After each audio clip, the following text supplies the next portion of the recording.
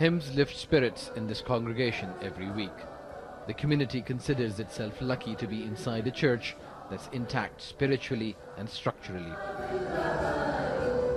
Unlike the historic churches in Iraq's capital, Baghdad, where there's only silence now. What used to be paint has now turned to peeling flakes. The benches where worshippers used to sit and unload their burdens can barely stay upright. The Virgin Mary Church was built in 1639, and its disrepair makes it look like it hasn't been cared for since then. The Christian Endowment Office should renovate these churches, but our office is out of money because most of the money is being spent on displaced Christians. This isn't ISIL vandalism. The state of these landmarks is a result of years of neglect and abandonment.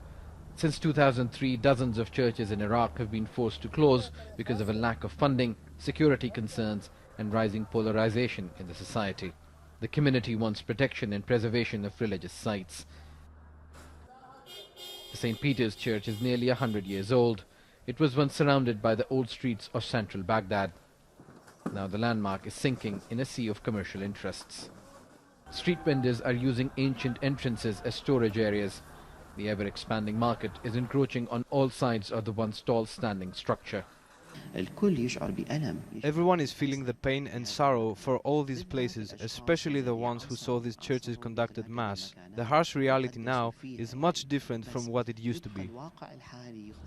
The government promised an $8 million program last year for the restoration of these 5 historic churches, but they remain just promises, and the hundreds of years of Christian history in Iraq continues to be neglected. Unfortunately, the Iraqi government is facing multiple crises, wars and major political and religious challenges, especially with the hardline and extreme religious groups.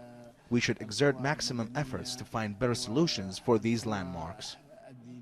Much of Iraq's history has been erased by years of neglect and fighting. Many Iraqis who live to see the glory days of a multicultural, multi-ethnic and rich religious heritage are afraid that unless priority becomes to preserve and save, all that's left might be lost forever.